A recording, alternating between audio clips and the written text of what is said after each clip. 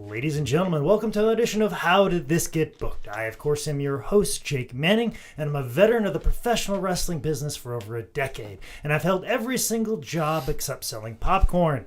I'm joined, as always, by my friend, my co-host, a man who did all of those same jobs for Queens of Combat this weekend. All of them. And I think I sold some popcorn. And you definitely sold some popcorn. Zane Riley. Zane, how you doing today? I'm here, Jake. That was a water bottle he opened. Not a beer bottle. It would have been way better if this was like a nice Scotch bottle or like a good bourbon. I was like, well, let me tell you stories, sir. Yes. But I don't have any. They're all shitty, and I'm here. Okay. Well, I watched some good wrestling, though, so that's the thing. All right. Well, you're here, but also here we have a returning guest, a man who's actually probably had the longest hiatus. This is probably the longest stretch in between appearances. Comedian Jason Allen King. Jason, how are you doing today? I am dynamite, buddy. This is great. I'm really happy to be here in the office with you guys. I know we're in the office We've now. Moved. Cool. We were in the living room when we first were doing this, but now I have a couch that is the size of my living room, so I had to move this someplace else.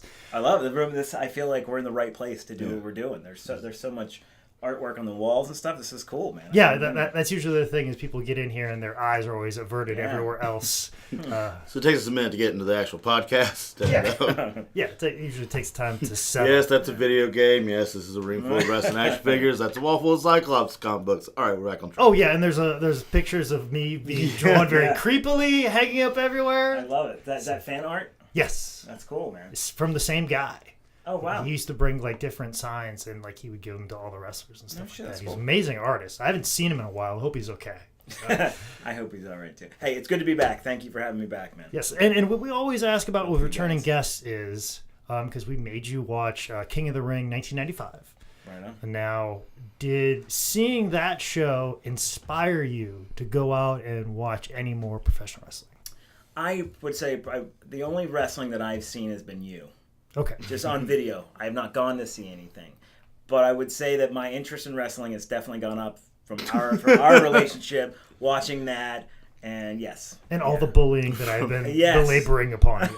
From 0 to 2. Yeah, that's right. No, I would say that I pay more attention to it now than I have in a very long time. And maybe not because of the 95 thing that I watched, but because of you guys. Well, there you go. So we'll take that. There's something to it. You're welcome, wrestling. We did you a favor. Exactly. Listen to that, promoters. Jake Manning moving the needle again. You know? So I told you I ran into one of your fans in Cleveland.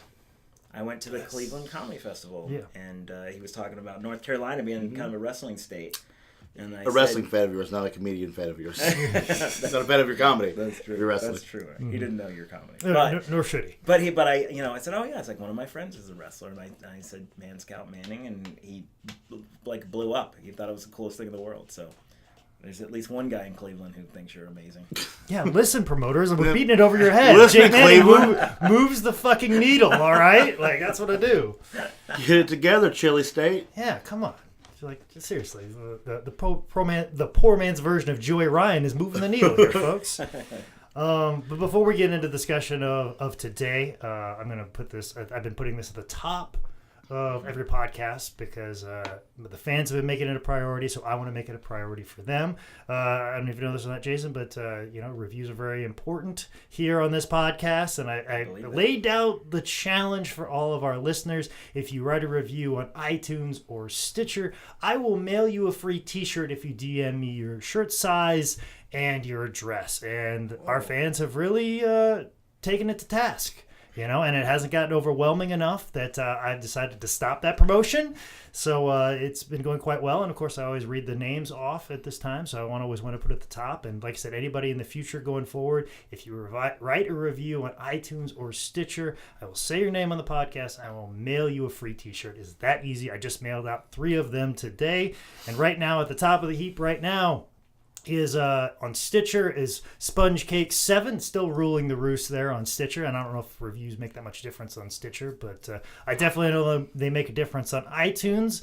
And Nick and Allie have been dethroned. They were dethroned by J. Cornelius C. And then he was dethroned by Maestro 3434. And now sitting at the top of the heap for iTunes is Sean De Pasquale. I definitely mailed out his shirt today because that is a very unique last name. So I'll remember it. I remembered it. So, Sean, you are sitting at the top right now for iTunes review, and thank you for that. And like I said, all you got to do is write a review, send me your shirt size and your mailing address, and you'll get a free t-shirt for writing a review for How Did This Get Booked podcast. So, there. I make it a priority because you guys have made it a priority. But today's priority of discussion is Night of the Legends 2. The Beasts Are Back is an event that took place in Spartanburg, South Carolina at the Spartanburg Memorial Auditorium. I couldn't really track down a specific date for this. It's all right. I'm surprised you weren't there. No, this is actually a little bit before I showed up to North Carolina. I believe this event took place somewhere between February 12th and March 12th of 2005. I didn't show up until May of 2005. So that's how I know that. And this actually took place at the same time or the same weekend as the Miss South Carolina Pageant, which was run upstairs. So if you can figure out that day, you can figure out what day this I happened. tried to do that. I Googled like multiple times. Like I said, I did a lot of research for this, and it's going to get much darker from here on out. Good. Good. Okay. So we'll go over that when we get there. I estimated the attendance somewhere between 600 people to 800 people. I don't think it was quite 1,000 people for this event. It's not the 1,500 they talk about during the show? No, I don't think it's 1,500. Okay. I think we're a little bit closer to just under 1,000 on this one. So just because I noticed some areas are a little bit more emptier than other areas. I mean, they're not drawing those big-time wrestling numbers. In certain bleachers aren't out, and I definitely am more aware of what the numbers would be if they do existed. And then if they don't exist, let's go ahead and subtract. Yeah. And that puts us a little bit closer to here. So I wouldn't be surprised if it's 800 people, though. Yeah. 800-900. It's still a good show. It's a Still good show. draw. Totally. Good job. People made money. So That's great. I recognize some names. That's a good start. Okay. Probably So- Chief J. Eagle. We probably knew him. let's just go ahead and start with the show because it starts with the intro with I believe Miss South Carolina. Yep. Yeah, it gets real weird. By the way, you said it's Team called South Carolina. Night of the Legends 2 Beasts Are Back. I read it. You told me about it. Night of Legends 2 Beasts Are Back. That's how, Which seems you know what more level- likely because there weren't a lot of beasts. No. Yeah. No, there was a lot of Georgetown students being Yeah. managers for people, but Yeah. there weren't that many beasts. That was one of the. I made a note that these are all the names of these things are like they're epic. Yes. Like Night of the It sounds like a Marvel movie. Oh, yeah. Or a porn title or something. That was- Both like a porn Marvel parody. Oh, there should be. There's tons of or them. an open mic. There should be a porno that has porno legends in it. Much because like Oh my god. because there was this is like during the time of Like like a legend comedy shows. No, this is like during a time when like legend shows were real big. Like it was like a nostalgia kick between 2003, 2005, even into 2006, where you would book like Rock and Roll Midnight, which was like a big attraction back in 88, 87, maybe even 89 a little bit, or 88, excuse me. And then, they obviously did the Independence, and then they kind of drifted off and around, and then all of a sudden there was this great need to see these people again on top of the card again in 2005. What if you had the porn version of that? Sounds You amazing. just come all the way back around, like you could just book an entire old school porn. Ugh, it would be just a mess, but Yeah, that's what it's Literally. for. Yeah, it Literally. would be Exactly. messy is the right. But to like climax, like the whole, like there's gonna be banging and everything. Yeah. All right, let's do it, man. Yeah. Marilyn Chambers can be there. Yeah, that's what I'm saying. Bring out the whole. Bring out Ron Jeremy. Yeah. Ron's still in the game, man. Oh, he'd be easy. Brother, to I find. finished him just the other day. I get it. Peter North, Yeah, all those yeah. guys. You know? Good grief. Bring it I on. feel like I should be able to name more names, and nothing's Yeah, coming to mind. not at all. I feel like I should be able to name more female names, but apparently Yeah, I spent more time mailing Yeah, they're all fine. male I names. rarely make it to the end credits, so I Yeah. don't get a lot of names of Yeah. porn stars. Well, that's who played the teacher. Oh. Oh, that makes sense. Who was the sound guy on this? Because Yeah. he really nailed it. That's- You're really good. Who did the color correction on this? Because they had a lot of like open air windows, so they probably had a lot of bluish tint going on. Like, how did they fix that? I want to see the blooper reel here. Yeah, these days you see all the lights and stuff. Like there's no taste these days. No, there's no. There's no attention. Kurosawa out there in the porn directing Yeah. world. There's probably, like I said, a lot of fixing in post. You know what I'm saying? The magic's all gone. That's right. Cut around it. Cut around that load. But there's a lot of magic here on this wrestling show. Segways 101. Man. Tons of it. That's why I'm This here. show's so fucking good. You love this show? I love this show. Okay, well, you're on record saying it. Yep. So, but we start off with match number 1. We have Jason Jones taking on Brad Anderson. With some very abrupt name graphics naming both people. Which is, I know, the graphics are amazing. It felt like I was playing like Atari. Yeah. Like Atari graphics. That's how they edited it with the Atari. it had like some effect, like Yes, I even made a note. Like the sound effects were just on point. it sounds like the commentator is just blowing into the microphone, Which at points he is. or heavy breathing into it, which he does a lot. It's the size of that boy. Yeah. And it looked, the quality of the picture and all that was like, you said the 80s, and then you were like 2005. I was like, hang on, wait a second. What? We were still doing the 2005. VHS recorder. Yeah, Well- I can remember watching stuff like this with my friend. He had the big satellite dish in his backyard. That's what it reminded me of. Well, I mean, we can rip on this video editing, all this stuff as much as possible because it's a highspots.com production Yep. where I work. And actually, Oh, really? Who sponsors the show? yes, Oh, I should. because that's actually Nah, fuck them. They're good fuck 'em, enough. Go right ahead. Yeah. Trust me, this is before my time, and shit didn't get better when I showed up either. Yeah, Okay, I like got I you, did. We're lateral movements these days. Exactly. Like I there are a couple years. If you go back in the High Spots video library, there are some shows that are edited very poorly, and I'm to blame for it. Like Only thing that got better is the quality of the program. Exactly. That's the only thing that's gotten better over the years. Like there were some growing pains for me editing wrestling shows. What's it called again? High Spots. High spots. Okay. And actually, the owner of High Spots, the man who was made all the money off High Spots, he is actually the ringside camera guy for this show. Really? Yeah. I made a couple notes about him. Okay. Ringside camera guy's a cocksucker. He's that guy is okay. Oh, please. When we get to those points, make sure you say those really loud. The microphone's right here, Jason.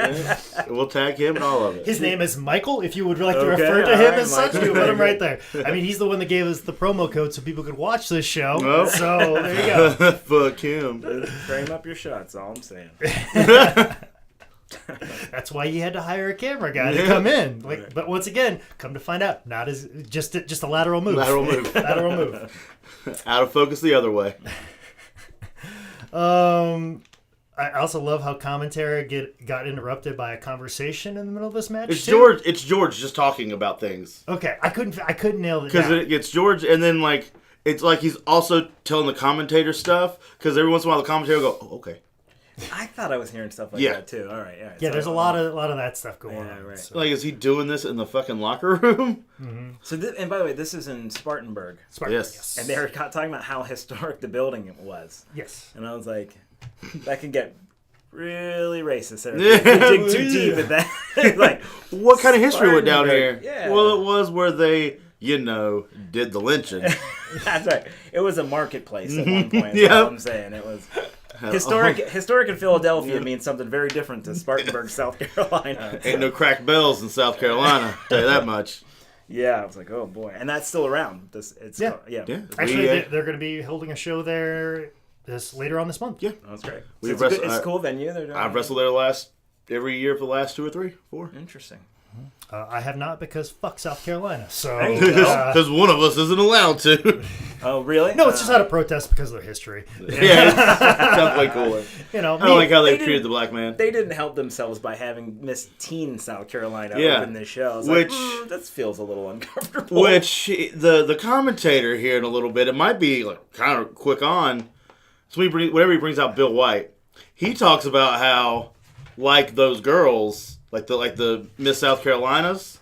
There's a lot of pretty women there Really tonight. pretty women, I yeah. think it's real creepy because he's talking about teenage girls like that. Oh, Oh yeah. Well, there's some cringing. There's some Yeah, cringing. yeah. oh whole yeah, mess of it. it's definitely cringeworthy. Of course, when you look at the guy and you're like, yeah, I can see that. Oh, for sure. That checks out. So who are the guys again? Jason Jones and Brad Anderson, and Jason Jones is now known as Leland Race. So What? Yeah, didn't you You know know, about he this? didn't know he changed his name. Last time I saw him, he was still Jason Jones. No. He changed his name and said he was the illegitimate son of Harley Race, and he wrestles for Harley's promotion, Yeah. MLW, out in Missouri. But and so what I heard, I've wrestled Jason Jones multiple times. Is he the one in the bright green pants? Yes, Yeah. yes, he is. Okay. He was. How can I say this politely about a guy I like personally? But Oh no, this is gonna be great. he's a bit excitable. Is he? And I would say that maybe the elevator doesn't go all the way to the top. Oh, okay. I mean, it gets in the ballpark. But I'm not saying that because he's intellectually challenged. I'm saying that because maybe he gets a little bit too excited about stuff. Overzealous, maybe? Yeah. He's just dumb. And there could also be a mixture of supplements that get mixed into this there. Got a little juice brain going on. Yeah, I don't know about juice brain, but he's definitely like he looks at the back of something he buys at GNC and doubles the prescription load. So like, I don't think he's doing anything illegal. I just think he's doing something haphazard. Just overdoing it. So Lacking in judgment. Is what it sounds. he's already a pro wrestler, so Yeah. I can stand by that. I can Already stand by that fucked it up. statement. So So the pants I thought were interesting. That he had a shirt, he had a t-shirt and pants. I was like, wait, is he gonna be like the fat guy at the pool who wears his shirt in All the the way water? in. You know what I mean? The And white he took shirt. the shirt off, and then he still had the pants on. I was like, all right. I was so curious. Is that like frowned upon in the wrestling world, or is that at all like Kind of depends. Because there's a couple other guys in the match who probably should have worn pants. But that guy was at least in good shape. I was like, why is he wearing pants, man? he actually lost those pair of pants. Funny story about those pants. No, these pants themselves have history. Those course there pants, is. The story these hits pants are a traveling pair of pants.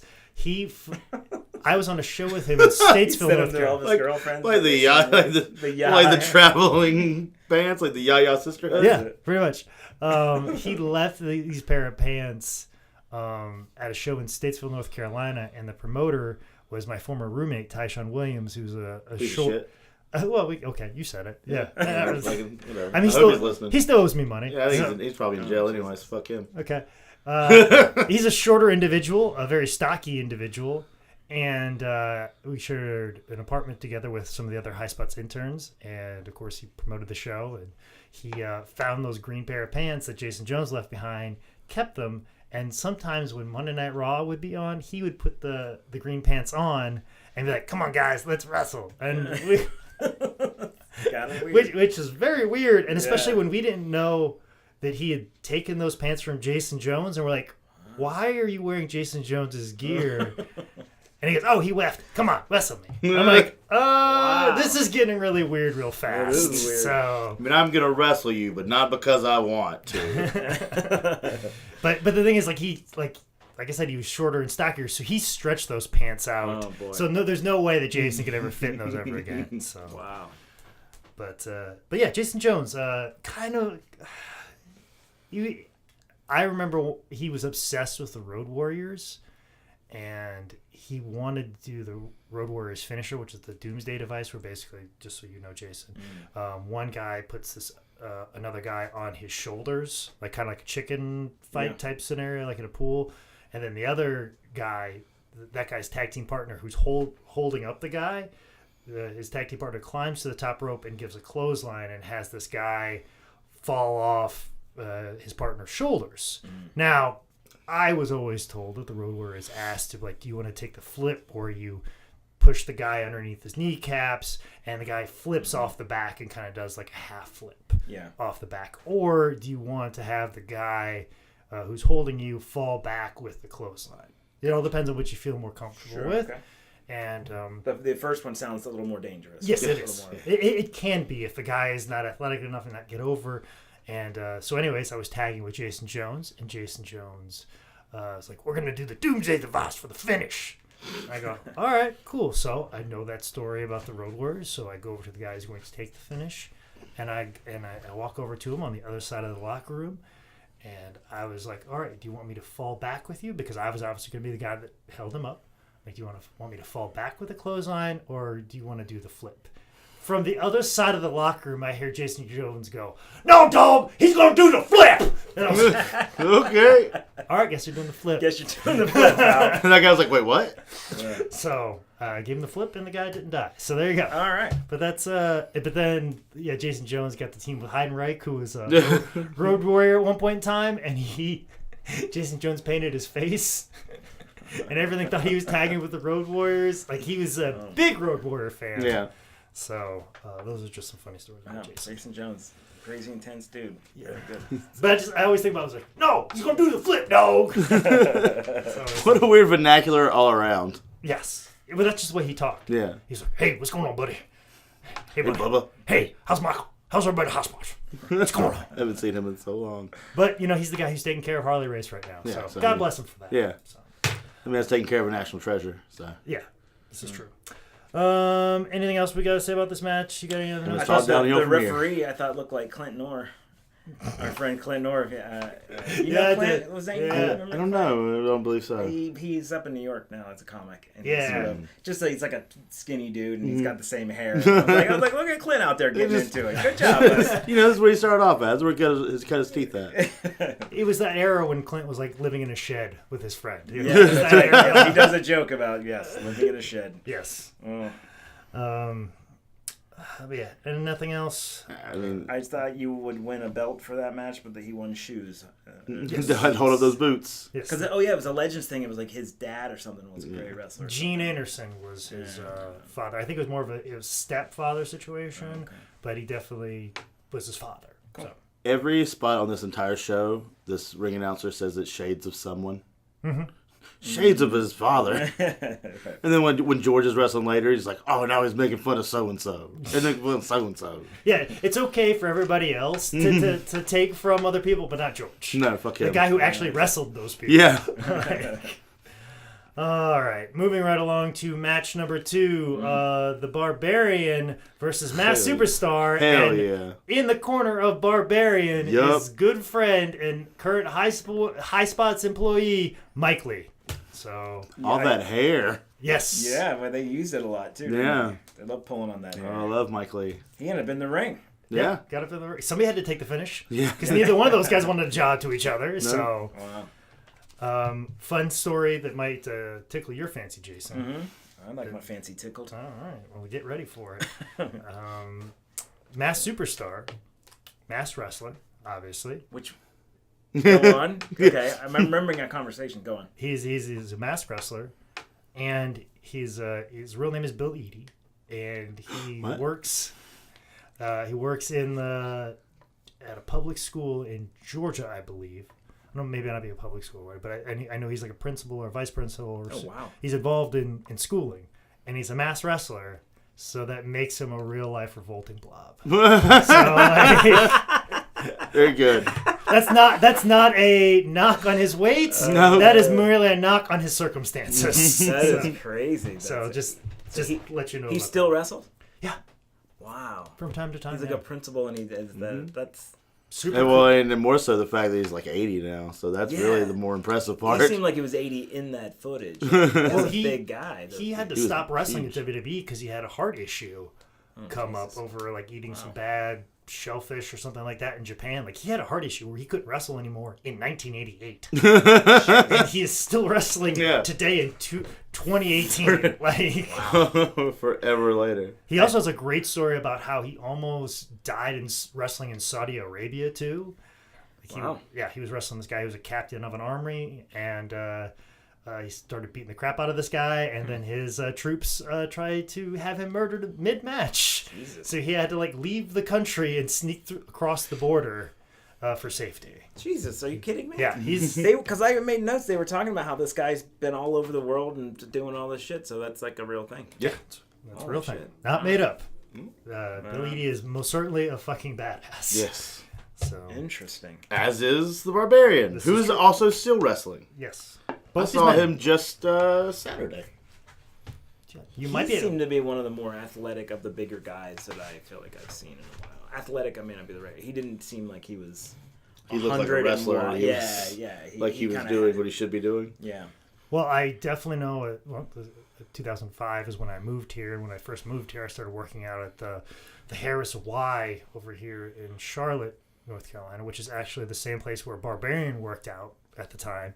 And I do remember in 2005, I saw him in the weight room, and he was working out with 3 plates on each side, bench pressing. It's a warm-up. You know what's crazy? I think I worked out at the Harris Y in 2005. Oh, there we go. My Bumping folks 3 still plates live on up each there. side. Yes. All that's 5s. I'm All sorry. 5s. Yeah. I'm not a large man. Sorry I bullied you off that machine. I probably Yeah, you guys know each other. Yeah. This is a weird... I was probably a dick to you because I was an Serendipitous. asshole then. Yeah. So. No, I mean- I wouldn't buy that for a second. Oh, shit, if you he'll don't- tell you. If you knew Jake before, like, 2016, he was a real big dick to you. Really? Oh, yeah. Big piece of shit. Why? What happened? Did you get in a Life. car accident? You hit something, hit your head, and you were like, "Wow, that guy had." No, that's not what His made it personality better. changed. No. Yeah, that's right. Oh, man, I wish it was that easy. No, just repressing. Just Yeah. repressing all Yeah. the anger. It's going to come back one of these days. Don't worry. Yeah. Keep doing that comedy, man. Maybe it's working. Yeah. Like I said, Just be like, ah! Ah! Just screaming in the microphone. Does your audience know that you're like a good comic and that you are actually a touring like guy? Do they know that about you? I hope so. I use this to promote shows. Oh, do you? Okay, all right. I didn't know. How We don't much keep you it a did secret that. here. Okay. No. Yeah. Go see Jake. He's a great comic. By the way, as a note, I wrote they were talking about getting an education during this match. They were like, "You can't get this kind of education in college, man." And I was like, Yeah, "Boy, you- you're damn right about that." That was. I mean, they talked for a while about it. Too. Actually, funny story about this. We see Chief Jay Eagle later on. This is in Spartanburg. They mention APW once in a while. There is a college not far from Spartanburg called like Woodford College or something along the lines. And they put together a class where that class went to APW and trained to wrestle Really? as a college course. So they do teach that in That college. is pretty fascinating, actually. I'd be fine with that. And then they would have a show where all these students wrestled, like either each other, like the better ones wrestled each other, or they wrestled like a quote unquote trained wrestler, depending on. Yeah. Why not? You can take bowling in college. Yeah. Why can't you take wrestling? It's more physical. I wonder if there's like an education part to that, or it was just like, all right, y'all, fall down. I would say it would go under performance. Yeah.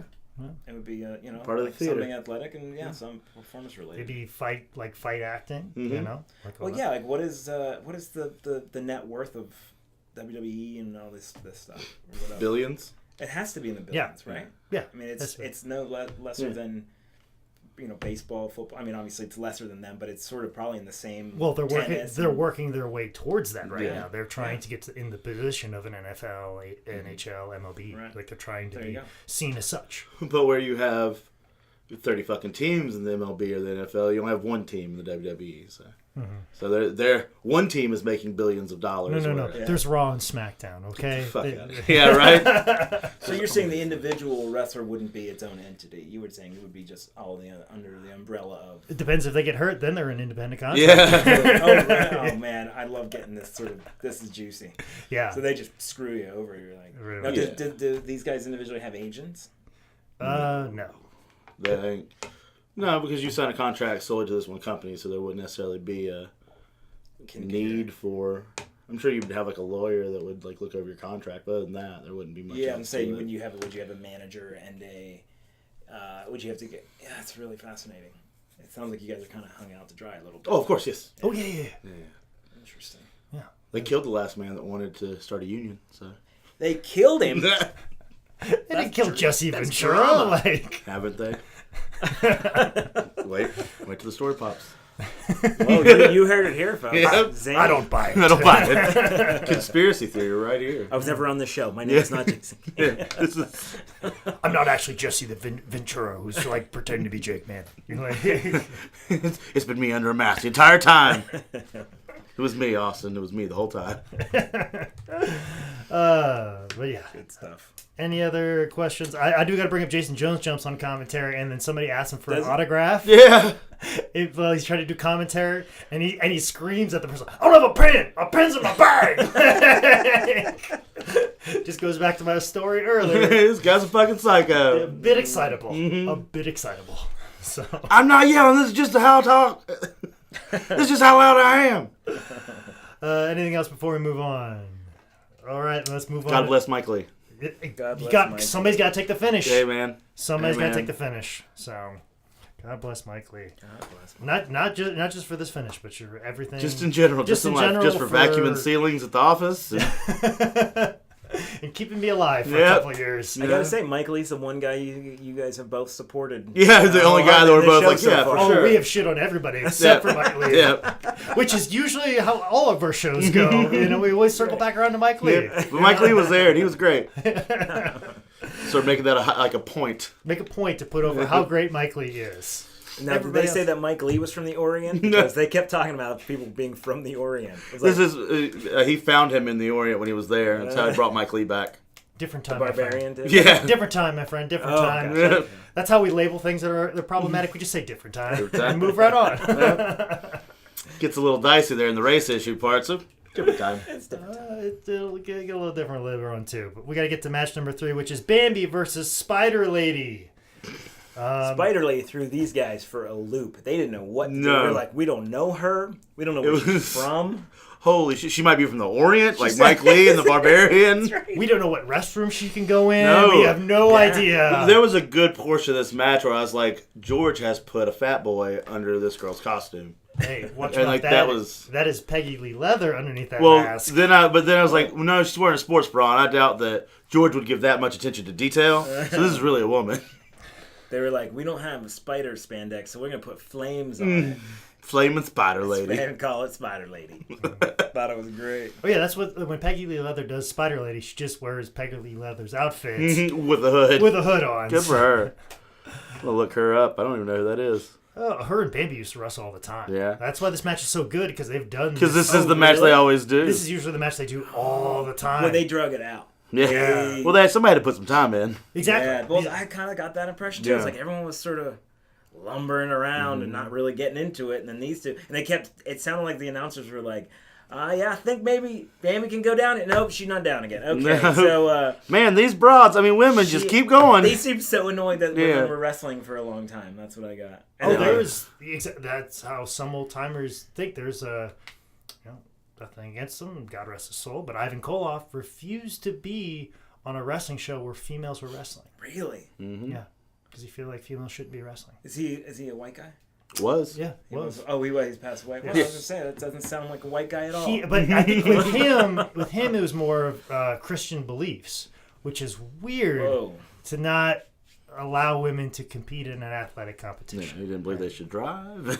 I don't know what else but I definitely know for a time he would ask the promoter if there was a female match on the card, and if there was, he said, I will not associate myself with that. I wouldn't have guessed sexism would have reared its ugly head in professional Oh, wrestling. bro, that's where it reared at the most. Get it out. You almost got it out. You almost got that out with a straight face. You almost did. Like you were so close. It didn't rear it as much as you just spun around a fucking circle, Exorcist style. They were talking about taking her mask off. They're like, I don't want to know what's under there. Yeah. Kid, I don't want to know. This skirt is ugly. Like under there, it might be a mom or a cat lady. Or Dan Paris confused by women's parts and stuff like Yeah. that. Get out of there. I'm Yeah. not expecting that. Half-eaten sandwich under there. remember Bambi was smacking her ass? Yeah. Says And it they were smelled. like, oh, it's going to smell. I was like, what is this guy doing? Bambi telling the referee how her butt smells. Anything else we can say about this match other than it was great? Yeah, it was the best part of the show. Yeah. The Tree of Woe was the one thing I wrote down. That was a move. Yeah. The Tree of Woe. She was upside down. That's a common name? Yeah. Yeah. Wow. I tell you, every name, all this shit is the most epic shit you've. Tree of If you were told me what the W-O-E. Tree of Woe is, I would be like, that's the fourth Twilight book. It's something like, it's like the Lord of the Rings, the future chapter of Lord of the Rings or something. Tree of Woe? Yeah. Yeah. That's amazing. Also, funny they bring that up because in this match, they use the term jaw jacking, and I always think like, man, that's a southern. I don't know why it struck me so much because I've heard it for years, but like mostly because of primarily for my entire wrestling career, it's been in the South, and I've always heard jaw jacking. But then I'm like, man, that's really is a southern wrestling term. Oh, yeah. It's like, oh, he's over there jaw jacking. You know what I'm saying? Like, That means talking smack to the crowd. yeah, it's Yeah. talking to the crowd. So like, I was like, man.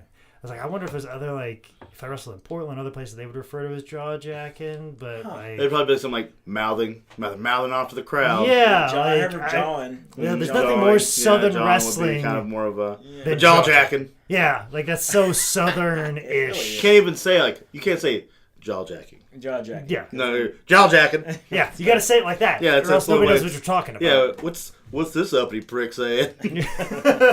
What's this Yankee bastard talking about? Over jaw jack. What's he drinking tea when he Yeah, says that? is his pinky out, pansy? All right, well, let's move on to match number 4, which I'm very excited to talk about.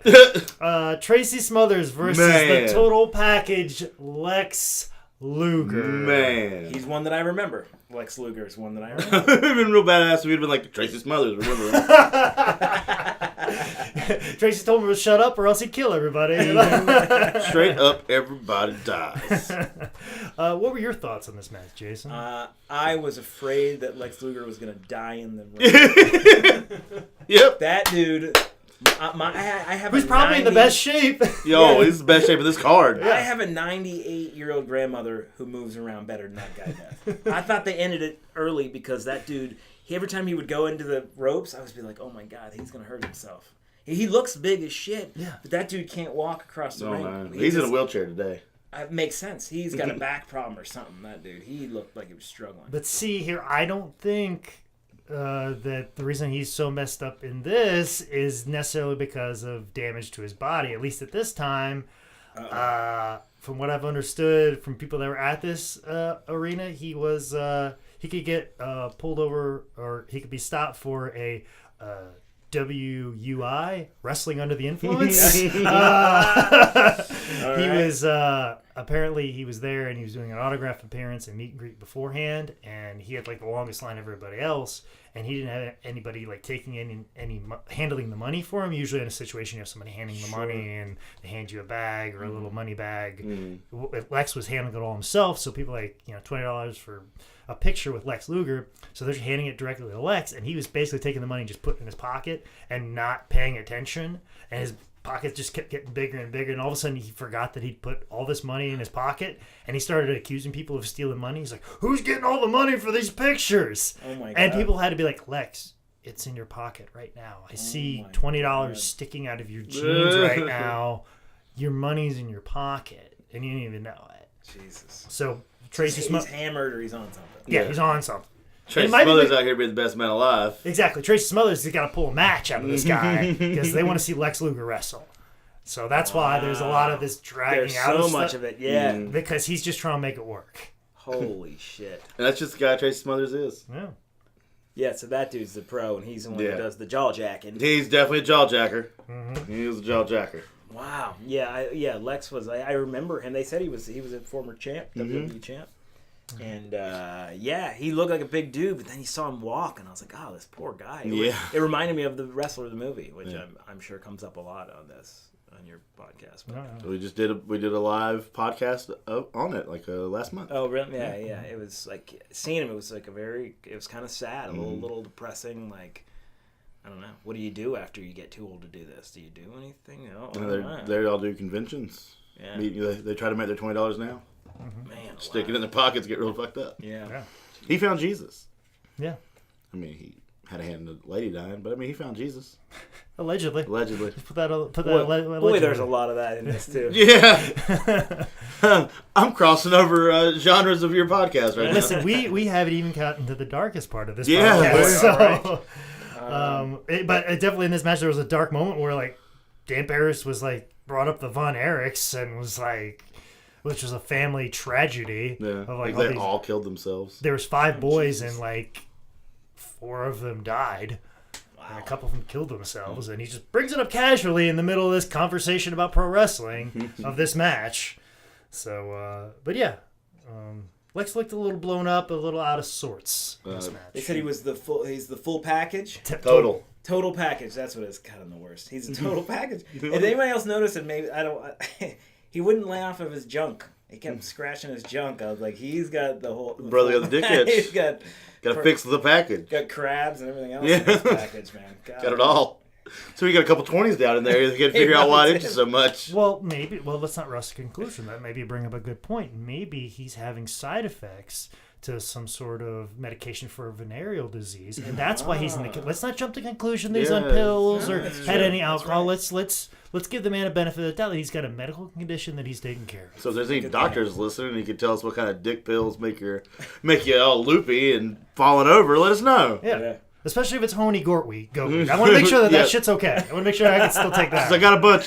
I got a bunch, and I'm looking to use it. So. He was like, I felt bad for him though. Yeah, it was if real. I should, but he was like, I felt real bad for Tracy Smothers. That body slam when he gave him that body slam at the end and almost fell over on top of him. yeah. Oh no! Please, yeah. sit on your feet, Lex. Oh yeah, like the fact that Tracy had enough trust to do that. Just. Oh, I don't think he did. I don't think he really had a choice. I'm sure Lex was still strong enough to do it if he wanted to. Yeah. All right, brother. God bless Tracy Smothers. Here it comes, Jesus. Great name, Tracy Smothers. Mm-hmm. Psycho Smasher, Speaking Smothers. Is that it? He's got a whole T-shirt of like all these monikers. And Wide-eyed country boy. Yeah. So. Sounds like a lady's name. Yeah. Hi, I'm Tracy Smothers. I'm here to sell you cosmetics. Yeah. Hello, I'm Tracy Smothers. I'm running for the 12th Congressional District. Y'all like Mary Kay? Hi, I'm Tracy Smothers. I'm married to Reverend John Smothers. And we're here to talk to you about the Lord. Yeah. You seen us in our spot on the 900 Club? Our best friend, Jim Baker, was there. Yikes. Okay. Hopefully Tracy Smothers doesn't know how to find me. That's how I feel. He'll find you. He might be here. He used to be a bounty hunter, so he's actually hunted men before. He legit wrestled a bear? I was not on this podcast. You wrestled a bear? Really wrestled a bear. A real bear. God, I don't even know what to say about that. Yeah. I want to do that so goddamn bad. Really? You guys got bears. I'll wrestle a bear cub. Yeah, there you go. They're still big. They'll still fuck you up. They will absolutely fuck me up. I wouldn't wrestle a raccoon, man. Those things are wiry. I'm a bear. God. But I'll fuck a possum up. Possums are very gentle, actually. Yeah. They just look scary. Yeah. It's kind of like me. Yeah, that's what exactly. Rachel, I know we're all intimidated right now by. That's what my nickname in high school was the Opossum. Opossum? Right. Opossum? They hit him with the O at the front of it? it? That's right. I was a big drinker. Yeah. There it is. Well, guys, it's been another edition of This Good Book. We'll go ahead and cut it there. We're not getting any better. Not with the card we got in front of us, but we do probably get to one of the better matches on the show, which consists of Brad Armstrong taking on George South, the man who trained me in professional wrestling. Who did? George South. No kidding? Same. Yeah. Oh, that's awesome. Both of us. Yeah, both of us. No shit. And Mike Lee.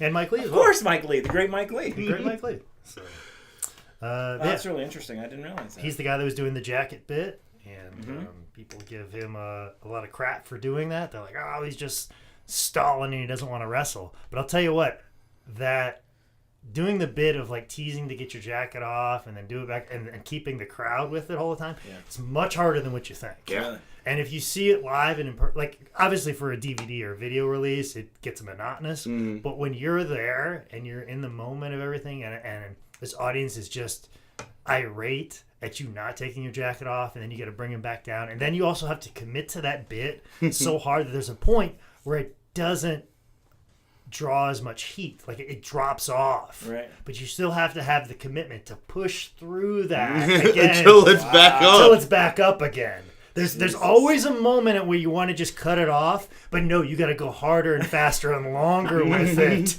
and then come out the other end. Like it's people give him shit about that bit, but that bit is very hard to do and to be committed to it. So that sounds like that's my move in the bedroom. Yeah, I was just saying, are we fucking? Is that what we're talking about? Right. Like, you got it. When they're not into it, you keep going hard. Keep going. Just keep going hard, keep pushing through until they're back in. Then eventually you'll wear them down, and they'll be back into it. Back into it. And I'm like, all right, they'll at least now pretend so you finish up. But that's cool. He taught you guys. That's really great. Yeah. I'm kind of really super impressed by that. That guy. He was definitely one of the better sort of showmen, I thought, of the evening. It was pretty cool. This is the pinnacle of the show right here. Yeah. And of course, Brad Armstrong is one of my. He looks amazing. Yeah, right. That guy's enormous. Yeah. He's the best. Like he was the guy. Like people ask me all the time, like who would you like? Who's your dream match? And it's Brad Armstrong. Really? Yeah, and like Brad's career. I mean, he wasn't like. He didn't have the career that Lex Luger had, but like I remember seeing him at an early age on WCW Saturday Night, and I was just like, "This guy's awesome."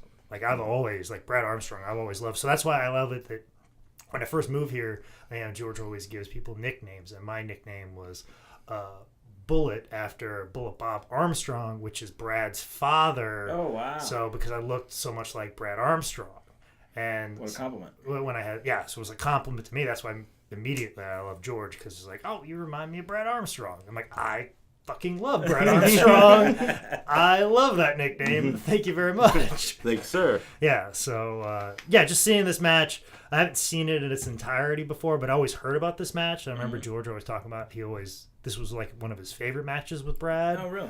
And they flew around the ring quite a bit. Yeah, so this is this was a pleasure to watch. Yeah. For me, I don't know if everybody felt that way, but this is the way I felt. If you didn't, you're wrong. So. It's okay. It was definitely the most physical for sure. Yeah. They seem, to be the most agile. The commentary just shitting all over him.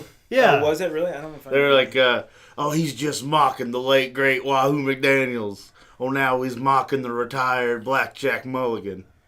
Which is basically just George. He just does all like his favorite wrestlers' moves. That's right. Yeah. Oh, I thought that was part. It's funny you say that. I thought that was part of the whole thing. Was like Legends. So he brought out old shit for this Legends show. Yeah, that's That's exactly what he's doing. They were kind of busting his balls about it a little bit. That's exactly what he's doing. So, which his son, believe it or not, George South Jr. Number 2, George South. Yeah. Yeah. Mr. Number 2. Mr. Number Yeah, 2.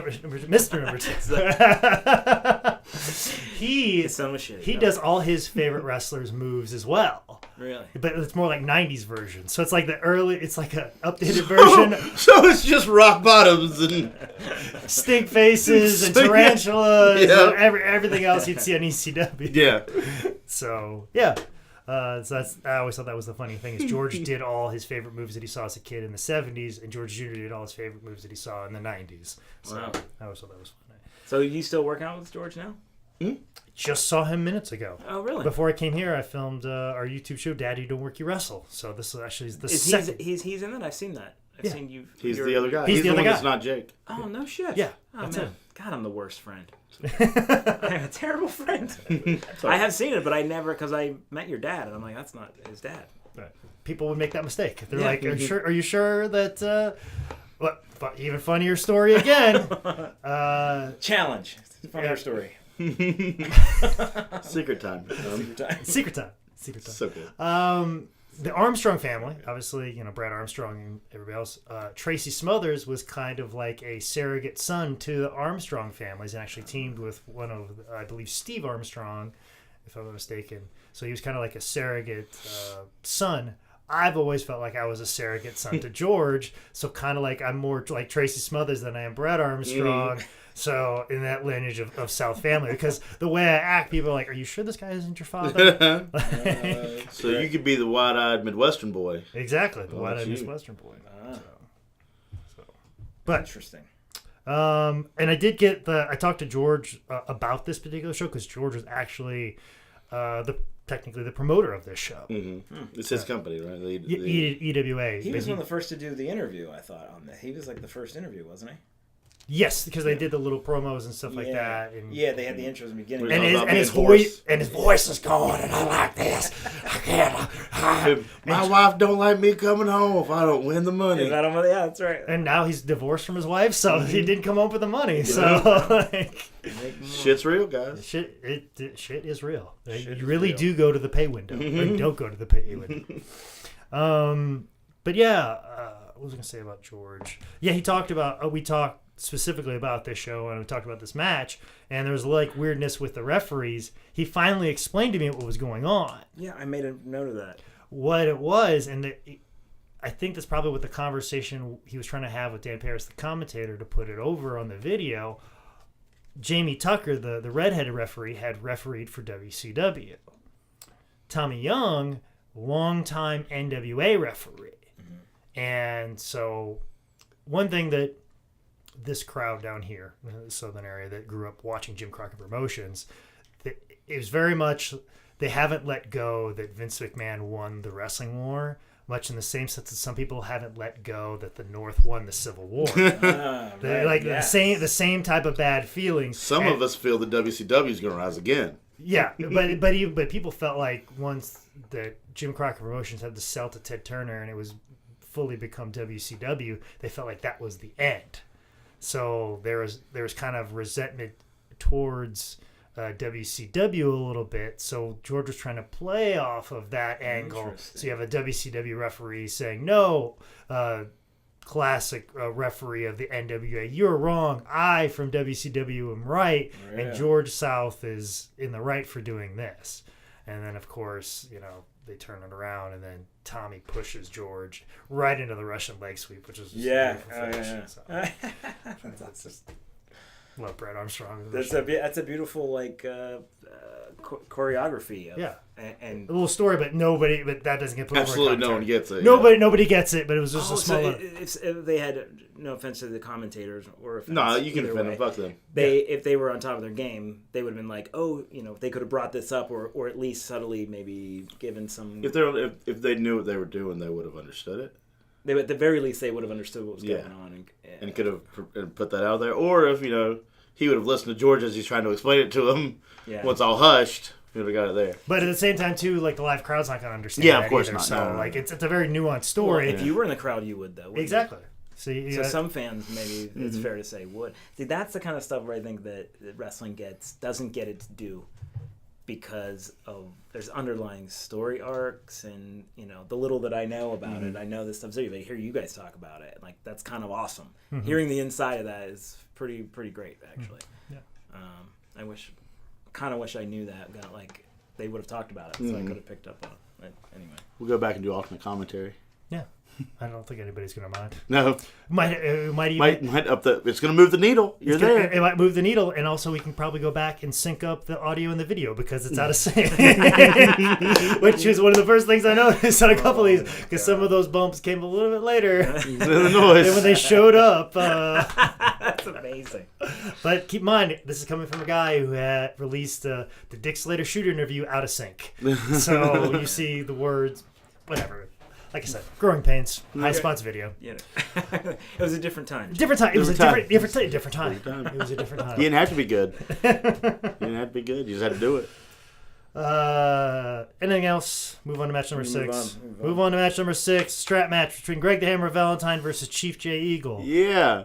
This has got a little story too. You like stories. Greg the Hammer Valentine had a long-standing feud with Wahoo McDaniel. Heard he broke his leg. Native American. They put over that story real big. And then, of course, it being an Indian strap match, it was like, to get revenge on Greg the Hammer Valentine is usually the Indian strap match on Greg the Hammer Valentine's. But, since Wahoo had passed on, you had Chief Jay Eagle stepping in and taking on Greg the Hammer Valentine. And, of course, he's got the, I broke Wahoo's leg on the back, and I'll break Chief Jay Eagle's leg, too. Yeah, right. So there's a little bit of a story. They put over that story just perfectly. Yeah. So, they made T-shirts about it. Yeah. Exactly. They didn't make T-shirts about the ref thing. They might have got it. My first note is, what the hell is this racist shit? Yeah. Like, whoa, wow, what is that? To this day. Blonde hair, Greg the Hammer Valentine. The hammer and sickle. Called him a savage. Yes. That white man is playing an Indian. That white man still does that to this day. Really? Yeah. Every Saturday in Spartanburg, South Carolina. That is spectacularly inappropriate. Yeah, that whole. What can I mean? They have some robes in the closet down there, and It's a different time. It's happening now. It's happening right now. Right now. You know what? It's a different time. It is a different time. It's coming Saturday at about 7:30 in Boiling Springs, South Carolina. Bring your robes. Wow, there isn't much in Boiling Springs. Wow. This is. Yeah. Yeah, that was so funny. It was like Indian trail match where you have to touch 4 posts. That is so insulting to the culture. Oh my god! He calls him a savage. The full headdress and the savage Native American. Yikes! Okay, very amazing, just nuts. Anything else we can say about this? No, that was it. Yeah, that was it. Wait, I made a note. At some point, now I don't know who the 2 announcers are. Okay. The one announcer he was a wrestler and he had a bad neck. and he had to get out of it. Oh, that was Tommy Young. That was the referee. What? Okay. They were talking, and they got into this discussion about, hey, your wife and Charlotte. And he's like, no, I don't have a wife. And he's like, I'm single. With this lifestyle, and I'm kind of lonely now. I'm gotten old. And they went on this whole conversation about. Is this like a suicide note? The poor guy was like, there's a girl here. We're just friends, but I'm older now. I get alone. I don't know. I'm kind of too old for kids, so I was like, Jesus Christ, this guy is coming apart in right in the middle of this match. He doesn't give one fuck about this. This poor guy. Well, the match was going on. It was Tommy Young versus I don't remember who he was wrestling. We were talking where he actually fucks up his neck. And it was Tommy Young's fault. Or it was Tommy Rich's fault that I hurt myself. But I was, I can't blame him. I wasn't like I just started. I was 15 years in. Yeah, right. Oh my God, that's the whole life story. The guy's literally talking about loneliness. I was like, is there anything more sad than watching this, hearing this guy talk about being alone and lonely? Well, some white man beats a fake Indian up with a leather strap. Oh my God! You want stories, Jason? We got it right here. Oh my God! I had like one. He gave you one right there. One tear. I had one tear going out. Is it a homage to the Native American? Threw a bag of trash outside on the ground just to kind of feel better about shit. Jesus, what is going on, man? What have they done to my homeland when Tommy Young can't even get somebody to love him? Like, I had to eat ice cream after I watched this. I was like, I am sad for these people. Hello, darkness, my old friend. Right? Yeah, it was great. Yeah. Anyway. But it's really the match was almost inconsequential to the situations around it. Most strap matches are because they end about the same exact way every time. Yeah. Babyface tags behind and then no, I got the last one. It usually the works. whipping with the leather strap was just really not fun. Not It's not great. And I had to do it looked like a couple dads fighting out there.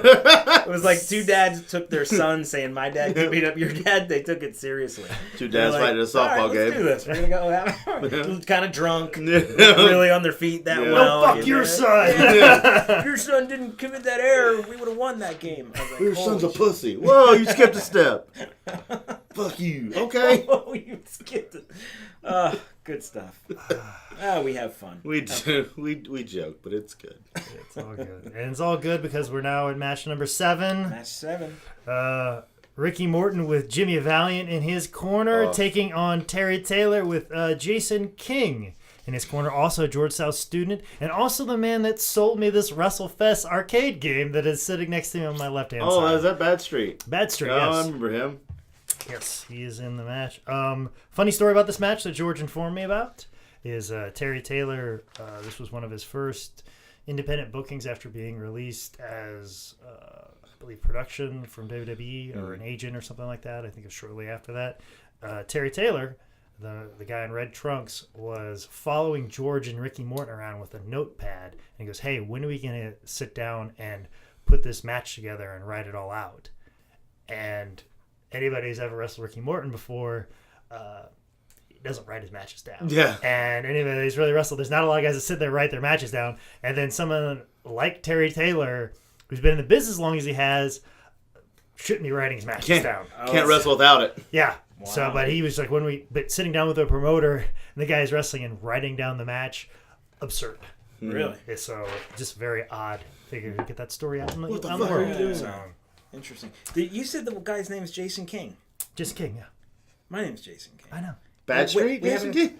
That's what I wrote down. I was like, at 136, like, did they say Jason King? Am I a wrestler? Bad Street? You watched the entire show. I'm like, are they talking to me now? I think I had a moment. I was just like, Is this show sentient? Holy shit. This what's going on right now? Am I going to show up on screen here in a minute? Like, what is going on right now? You're like, goddamn, Alexa's listening in. This is how Skynet starts. I was like, is that why they made me watch this? Is that the thing? Like, they fucking with me? What's going on? We really just find people whose names are similar to people on the show. As we give them one. Carlos Valencia is real hard. We had to watch a show that doesn't even have English in it to get him on there. But yeah, the problem is saying something like, oh, that goddamn Jason King interfering in the match. You're like, I'm not doing anything. I'm sitting here in 2018 watching the match. I'm somehow time traveling. I am myself in another at the exact same time in existence. Like, it was a different time, had no meaning at that point. No, it's now and also then at the same time. It blew me away. I was like, huh? But Jason King is like that's like the new John Smith. Yeah, that's what it is. Millions It is. of Jason Kings out there. It's only one. Me, obviously. Yeah. But maybe I am all of them. I don't Maybe you actually know. are. You're It's some kinda sort of weird. Time Lord. I You're am. like a Dr. Whovian-esque type person. Now I have to kill you guys. Yeah, I was on this Broke it. podcast. Broke that. I was never on this podcast. Never on this I was never podcast. here. This wasn't. This is Jason King from the future, actually. Find me if you can, motherfucker.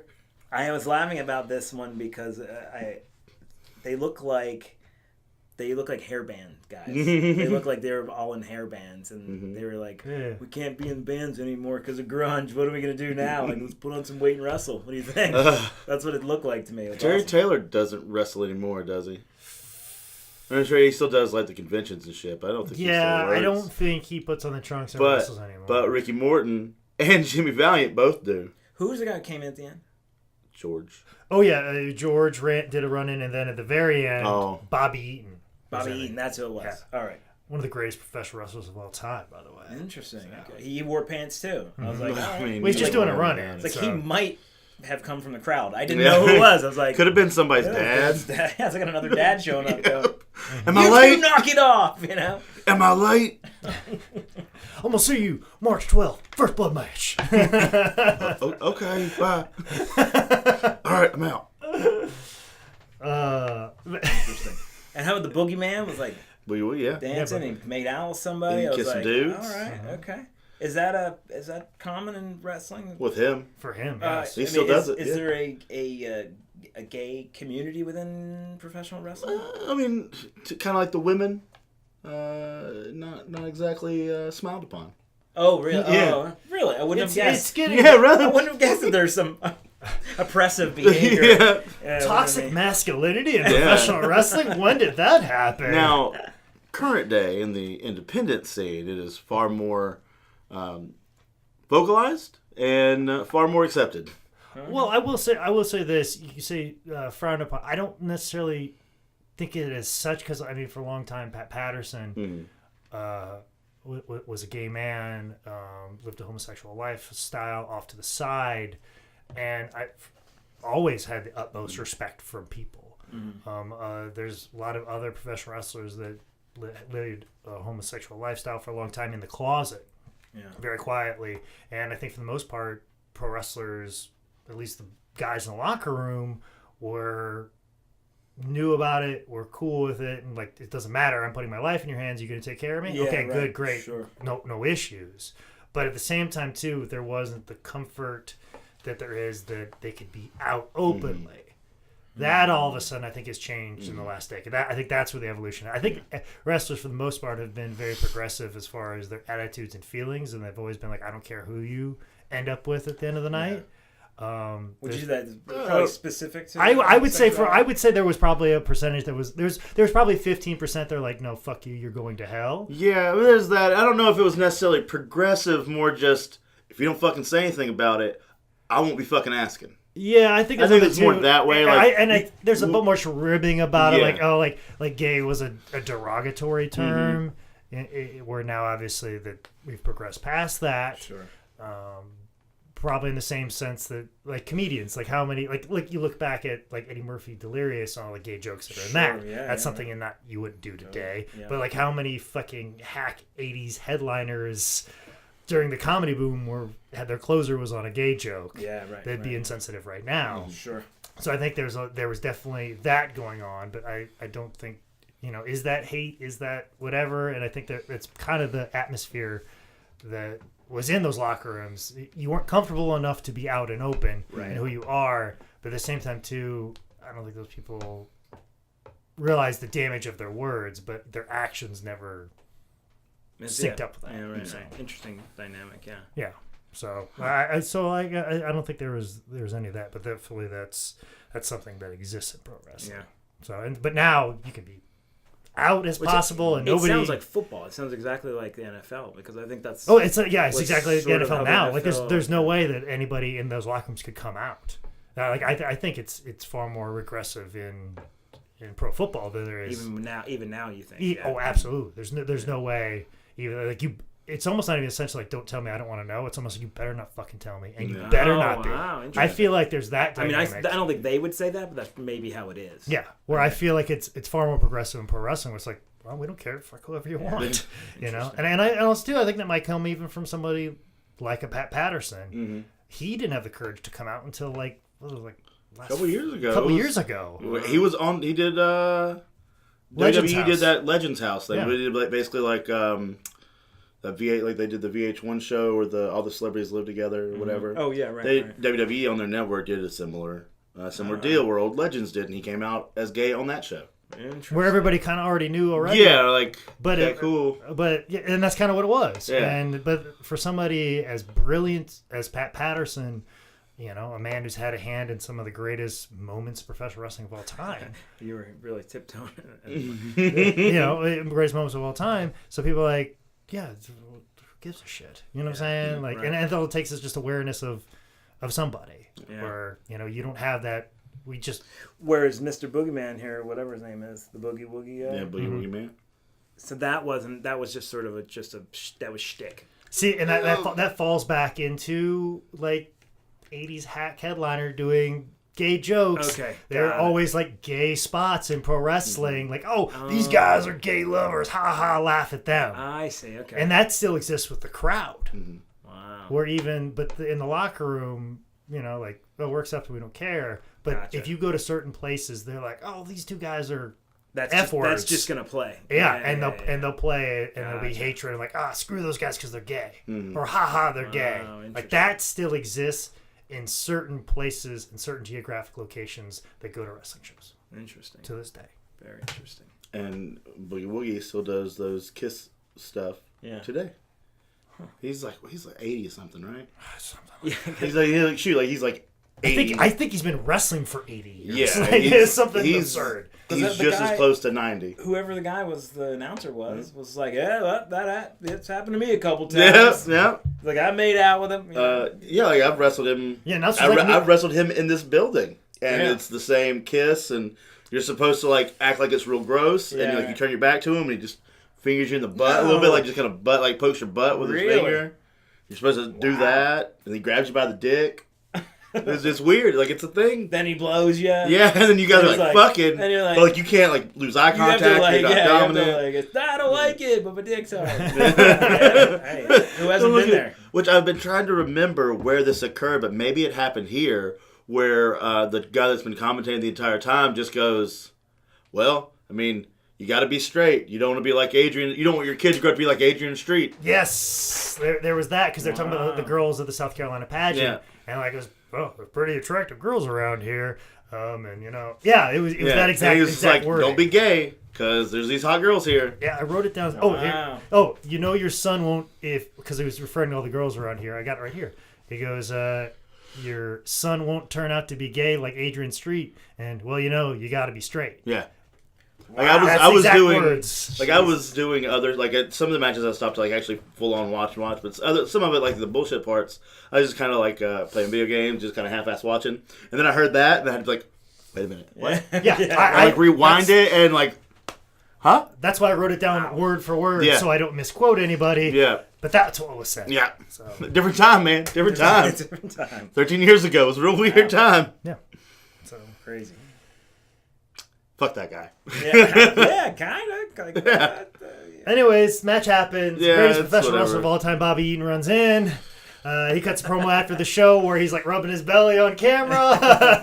And we just kind of take it home. Yeah, you know, So- that's all we need. Anything else? That was fantastic. For an hour and 45 minutes of sheer entertainment. All right.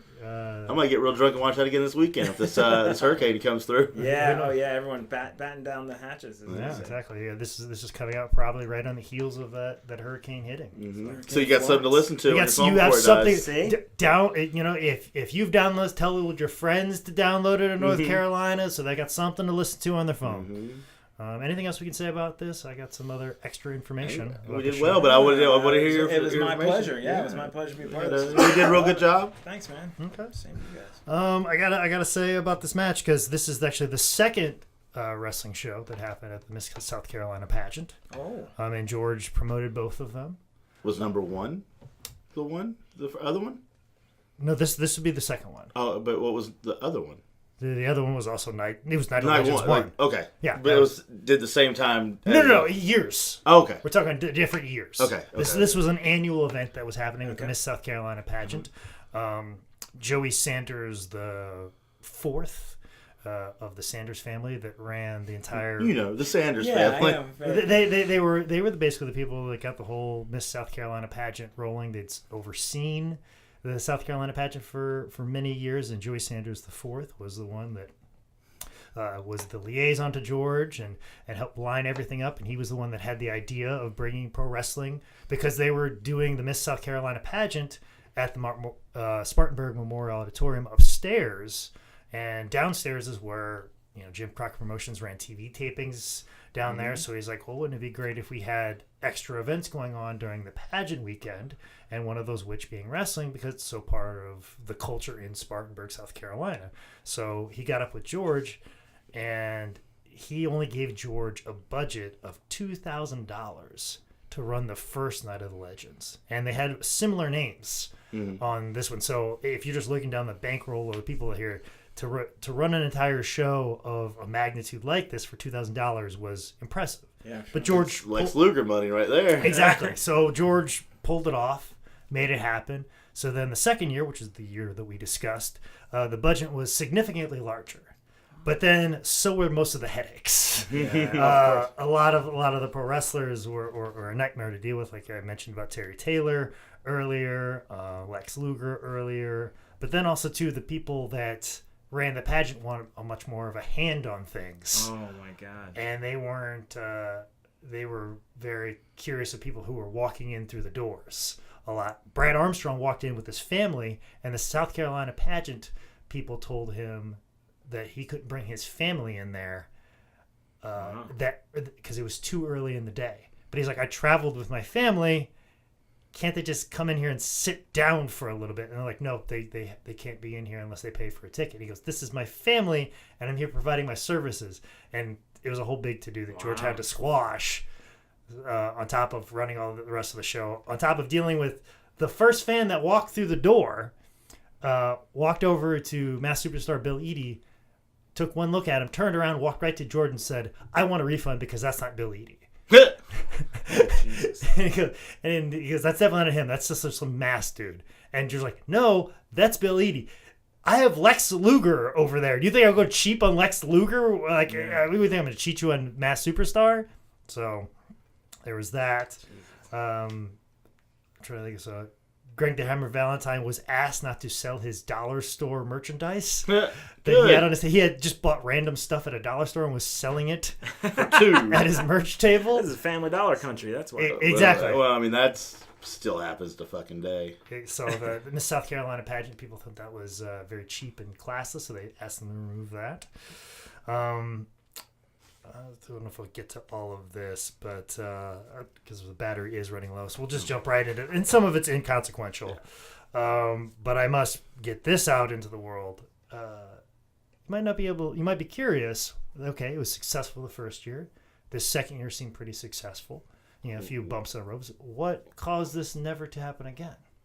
Do tell, Jake. What happened is, and I had to, this is part of the reason why I was almost late for this podcast, because I had to get 3 credible sources to back this piece of information up. I love some Jake Manning. It's amazing. This is a college thesis? Just cite your work? Joey said they had to disassociate with the wrestling because this wrestling show was one of the last things that Joey Sanders IV, one of his last decisions he made when he was working for the Miss South Carolina Pageant. And Joey Sanders was incarcerated. Oh boy! For a lewd act on a minor. No. In 2005. Diddled? At the event? There was suspicion that he may have also messed around with contestants. But this was at a Easley, South Carolina motel, and incidents that happened between 2005 to even 2008. Ooh. They decided to separate themselves. He was went to trial in 2010. But don't worry, guys. He's now out. Oh, good. As of May 2017, according to an article. Is he registered? I'm sure you guys know where he's at, because hopefully he's knocked on some doors to let people know he's in a neighborhood. Oh, God. But even prior to these allegations, in 2003, he had an affair with a contestant. A teen? Once again, don't know. Allegedly. Didn't have. I know for sure that he was incarcerated for a lewd act on a minor. That I can back up for 3 sources. But as far as we got 2 for this other one. As far as the contestant, whether it was a teen or a regular adult, I don't know. So that's allegedly there. But and then of course his father, who is a large part of the whole pageant. The other Saunders people? Joey Saunders the third, or Joe Saunders. He preferred to be called Joe, and the son was called Joey. Jay Saunders, for some reason. It was Joe Saunders the third had to step away because of possibly rigging the contest because of people's political connections and money, finances and stuff like that. Because of the description of each contestant, he wanted it worded a certain way to let people know who they were affiliated with, and that kind of gamed the system. And there were also some other allegations of gaming the system for certain contestants. So he had to step down as well. So it wasn't the wrestling that really threw it. No. So that was the thing, is that because of everything that happened with Joey, they're just like, well, we just have to do so with wrestling. Yeah. When it's like the wrestling had nothing to do with it whatsoever. At all. And I definitely know that and the only reason I bring this up is I'm sure they'd probably sit down like, well, when we had the wrestlers involved, we had all these problems. When the problem was in-house with your infrastructure. So your kid, Joe Saunders the fourth, wasn't diddling kids just because wrestlers were around. Exactly. But they treated it as such, and the wrestlers faced the punishment. You know, as opposed to doing something very unique for the South Carolina Pageant, something that could be even cool today. You blame wrestling when your problems were growing underneath your feet. Oh, gosh. So that's why I bring it up there. Sometimes wrestling isn't always the problem. No, wrestlers aren't always the problem. So. That's the thesis of the evening, I think. Yeah, it's not always the problem. Not always the problem. It's a different time, Jake. It's a different time. Different time, everybody.